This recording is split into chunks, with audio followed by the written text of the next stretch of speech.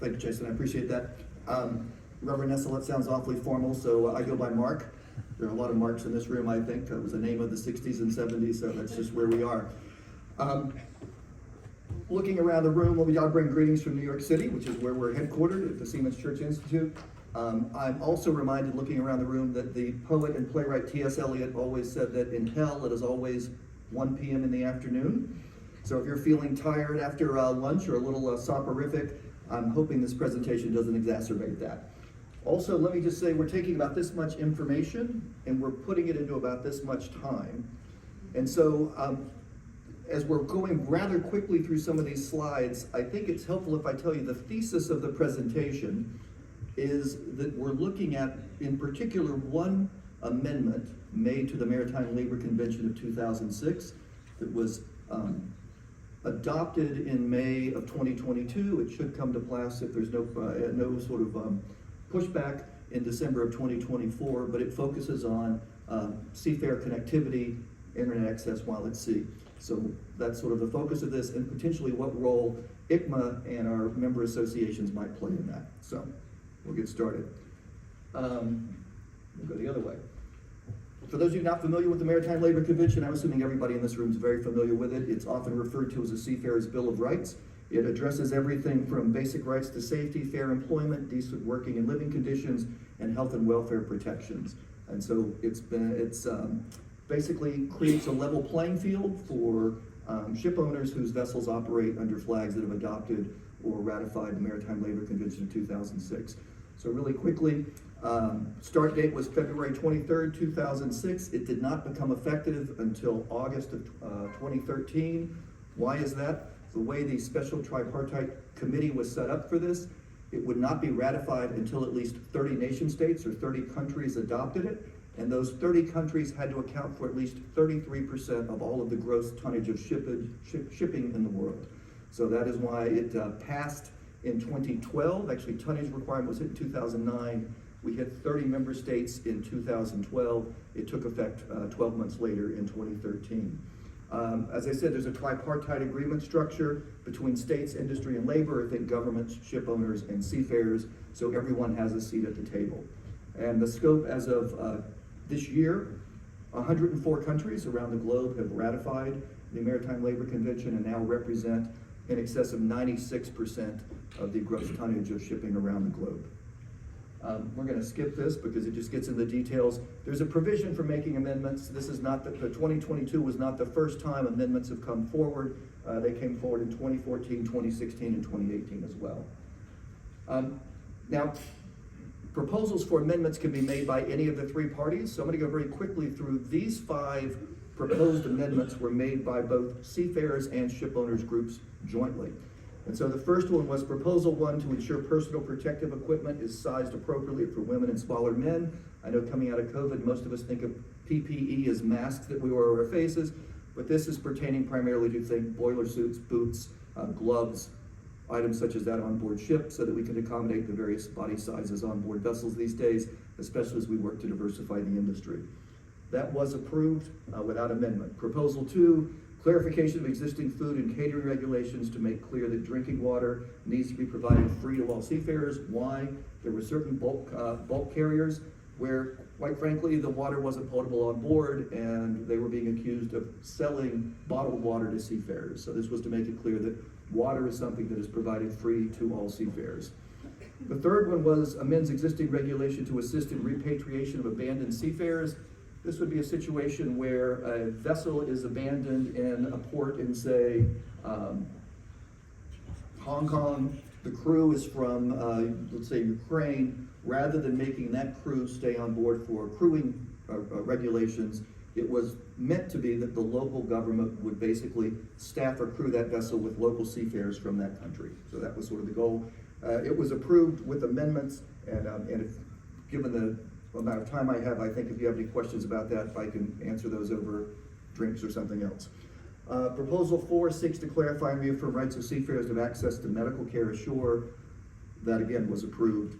And that updates language addressing who can provide financial security in case of vessel abandonment to include registered owners.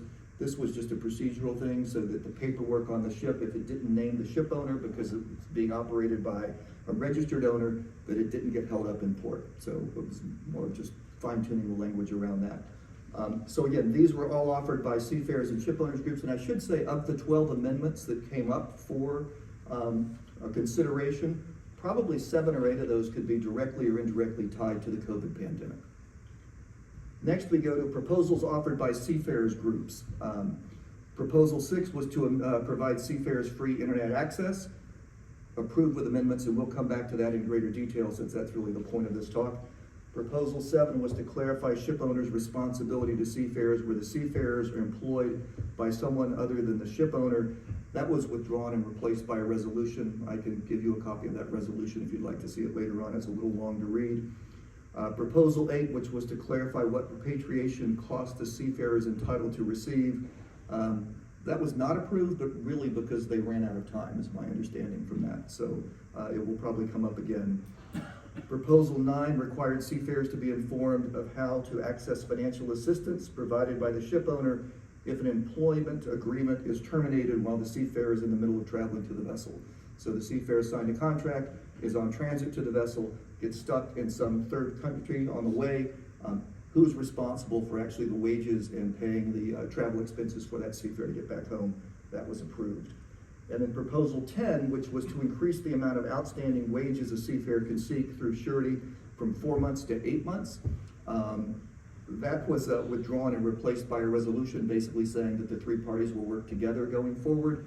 But this really, when a ship is abandoned, what we try to say and to encourage seafarers is you really don't want to stay on the vessel. You have rights and you will be protected. And I think in many cases, seafarers assume if they ever get off the vessel, that they're not going to be entitled to their pay. And so the movement of trying to move that from 4 months to 8 months was, in many people's ideas, moving probably in the wrong direction. So, and then lastly, we have 2 amendments that were proposed by several governments. The first one, Proposal 11, was to mandate a uniform system of reporting all fatalities that occur at sea and to identify the cause of death, e.g. completed suicide, illness, accident, death. This was approved, surprisingly, because there was a lot of pushback or conversation around it early on, because in many cultures, identifying a death by suicide could bring shame on the family in many cases, or in some cases it would nullify life insurance policies. So there was a question about how do we do reporting around this, but it did receive approval without any amendments. And then lastly, Proposal 12, which clarifies a maximum period of service on board. It's supposed to be 2.5 days off earned every per month, so that you would think if you do that calculation, it would limit a seafarer to being on board for only 11 months a year. But this is somehow debated, how it gets caught. So there's no, or calculated. So there was no agreement on this. They ran out of time, and I'm assuming it will come up again as well. What I'd like to do now is to talk specifically about Proposal 6 on internet connectivity. The text of the original proposal sought to provide, quote, free internet access to seafarers. And the obligation was placed on ship owners while the vessel was at sea, and on countries while the vessel was in port or at anchorage. And so ship owners in some countries expressed concern about whether the proposal was achievable from an IT infrastructure perspective, and if it could be achieved affordably. And that's sort of how this all played out. So for example, if you look at international registries based out of the Marshall Islands, if you've ever been to the Marshall Islands, I've actually not, but I've talked to people who go there, there's no infrastructure to really support Wi-Fi and internet access for many of the residents in the Marshall Islands, much less for making that available on board vessels. So that was one of their questions that was raised, or concerns. But what passed, as I said, this was approved with amendments, was a version of the amendment calling for making internet access available so far as reasonably practicable, while replacing free with charges shall be reasonable in amount. Now, one of the things we might want to remember at the Maritime Labor Convention is it tries to set a floor or a base for what protections we offer to seafarers. The idea is that if you can get the base here, it pulls up sort of irresponsible ship owners to at least a certain level. What we're seeing now is that with the decrease in cost of putting Wi-Fi or Wi-Fi access and internet access on a vessel while at sea, that many shipping companies are moving ahead in installing internet access on board vessels while at sea because they're competing for labor. And with the labor shortage, internet access and connectivity becomes a perquisite for the job. But of course, that's only in many cases, wealthier countries, wealthier ship owners and managers. So what I'm sort of questioning is, does advocating for seafarer connectivity as an aspect of seafarer welfare, well-being fall within ICMA's mission? And I say that because if we look back to the early days of the Maritime Labor Convention of 2006, the lead up to that going back to the early 2000s, one of the things that was not in the original Maritime Labor Convention of 2006 was granting seafarers shore leave, to grant seafarers shore leave as a right.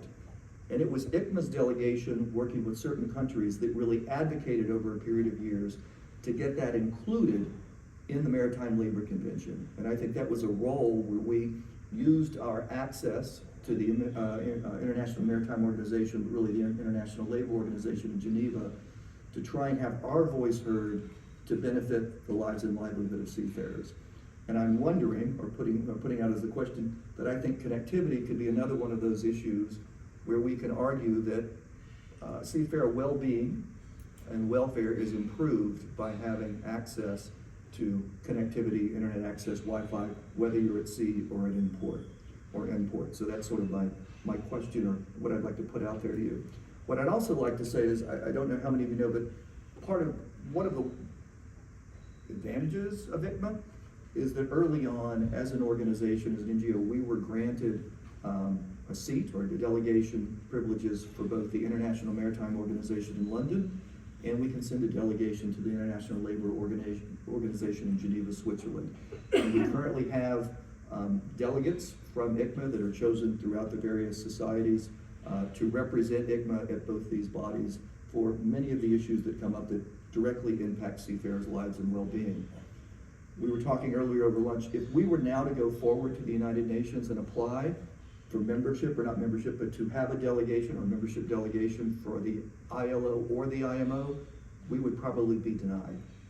So it's a privilege we have, it's a chance that we have to advocate for seafarers, and so it's just something that we want to remember, that it's the ability that we have, and how we use it really depends on what our members' voices are and what we prioritize as a body and an organization in feeling we're able to accomplish or help accomplish in conjunction with the countries, the ship owners and the seafarers in trying to advocate for this.